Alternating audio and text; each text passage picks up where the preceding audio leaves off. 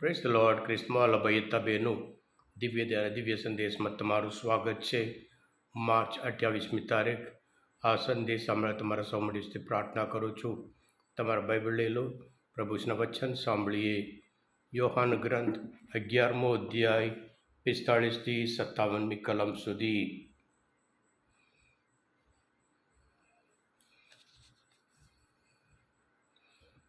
ઈસુએ જે કર્યું હતું તે જોઈને મરિયમને મળવા આવેલા યહૂદીઓમાંના ઘણાની તેમના ઉપર શ્રદ્ધા ભેટી. પણ ઘણામાંના કેટલાક ફરોશીઓ પાસે જઈને ઈસુએ જે કર્યું હતું તેની તેમને જાણ કરી. આ ઉપરથી મુખ્ય પુરોહિતો અને ફરોશીઓએ વરિષ્ઠ સભા બોલાવી અને કહ્યું, આપણે કરીએ છીએ શું? કારણ આ માણસ તો પુષ્કળ ચમત્કાર કરે છે, અને આપણે જો એને ફાવે તેમ કરવા દઈશું તો બધા જ લોકો એના ઉપર શ્રદ્ધા રાખતા થઈ જશે, અને રોમન લોકો આવીને આપણા મંદિરનો અને પ્રજાનો બંનેનો નાશ કરશે. પણ તેઓમાંના એકે કાયફા, જે તે વર્ષે વડાપ્રધાન હતો, તે બોલ્યો, તમને કશી ગતાગમ નથી? તમે એટલો વિચાર કેમ કરતા નથી? કેમ પ્રજાને ખાતર એક માણસ મરી જાય અને આખી પ્રજા વિનાશમાંથી ઉગરી જાય, એ તમારા હિતમાં છે.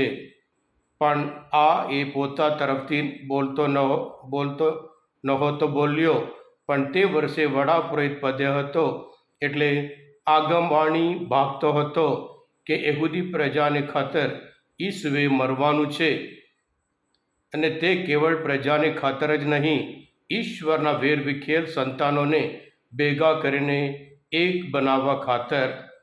એટલે તે દિવસથી તે લોકોએ ઈસુને મારી નાખવાનો નિર્ણય કર્યો. આથી ઈસુએ જાહેર રીતે યહૂદિયામાં ફરવાનું બંધ કરી દીધું, અને ત્યાંથી તેઓ રણની પાસે આવેલા પ્રદેશમાં એફ્રાઈમ નામના શહેરમાં ચાલ્યા ગયા અને શિષ્યો સાથે ત્યાં રહેવા લાગ્યા. હવે યહૂદીઓનો પાસકાનો તહેવાર પાસે આવ્યો હતો, એટલે દેશમાંથી ઘણા લોકો શુદ્ધિ વિધિ માટે તહેવાર પહેલાં જ યરૂશલેમ પહોંચી ગયા. તેઓ ઈસુની શોધ કરવા લાગ્યા અને મંદિરમાં ઊભા એકબીજાને પૂછવા લાગ્યા, તમને શું લાગે છે, તે ઉત્સવમાં નહીં આવે? કે હવે મુખ્ય પુરોહિતો અને ફરોશીઓએ એને હુકમ કાઢ્યો હતો કે ઈસુ ક્યાં છે, અને જેને ભાળ હોય તેણે ખબર આપવી, જેથી અમે તેની ધરપકડ કરીએ.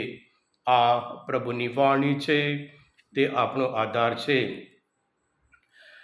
ખ્રિસ્મા ભાઈ બહેનો, પ્રભુ ઈસુના બધા ચમત્કારોમાં સૌથી વધારે મોટો પ્રભાવ પાડ્યો હોય લાસરુસને પ્રભુ ઈસુ ફરી જીવતો કર્યો. આમ તો પ્રભુ ઈસુ જે વિધવાના લોકના ગ્રંથમાં 7મો અધ્યાયમાં વિધવાના એકનો છોકરો મરી ગયો હતો, પ્રભુ ઈસુ એને જીવતો કરે છે. સભાગૃહના અધ્યક્ષની દીકરી એ મરી ગઈ, એને પણ પ્રભુ ઈસુ જીવતી કરે છે.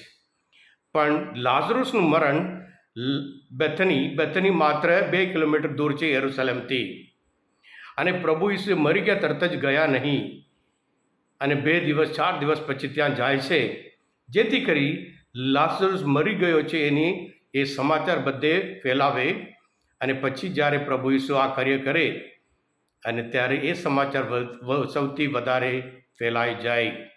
ખ્રિસ્મા ભાઈ બહેનો, પ્રભુ ઈસુનો એક ચમત્કાર એક અર્થ માટે છે, એક સત્ય જણાવવા માટે છે. જ્યારે પ્રભુ ઈસુ 5000 માણસોને ખવડાવ્યા હતા, એ સ્વર્ગમાંથી ઉતરી આવેલી જીવંત રોટી છે, એ સાબિતી કરવા. યોહાન ગ્રંથમાં 5મો અધ્યાયમાં આપણે જોઈએ છીએ, જે જન્મથી આંધળો હતો, પ્રભુ ઈસુ એને દેખતા કરે છે. એ સાબિત, હું જગતમાં છું ત્યાં સુધી હું જ જગતનો પ્રકાશ છે એમ કરીને એ જગતના પ્રકાશ તરીકે સાબિતી કરવા. લાઝરસને પ્રભુ ઈસુ જીવતો કર્યો એટલા માટે કે પ્રભુ ઈસુ ખ્રિસ્ત જ જીવન છે, પ્રભુ ઈસુ ખ્રિસ્ત જ પુનરુત્થાન છે.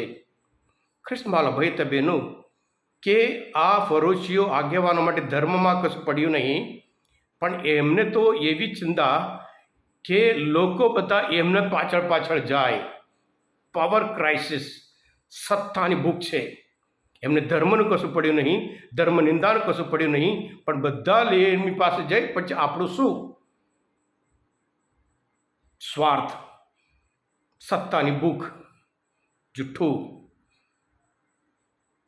અને એનું પરિણામ પ્રભુ ઈસુને મારી નાખવા માટે નક્કી કરે છે.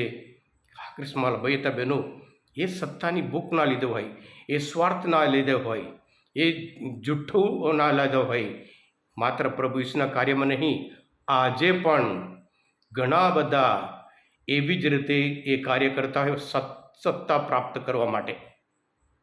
અને સાથે સાથે એક જણ મરી જાય એ તમારા હિતમાં છે, એટલે આખી માનવજાત માટે એક માણસ પોતાનું જીવન અને પોતાનું રક્ત વહેવડાવે, એમાં જ આખી માનવજાતની મુક્તિ છે. એ સત્ય એ બધાને જણાવે છે.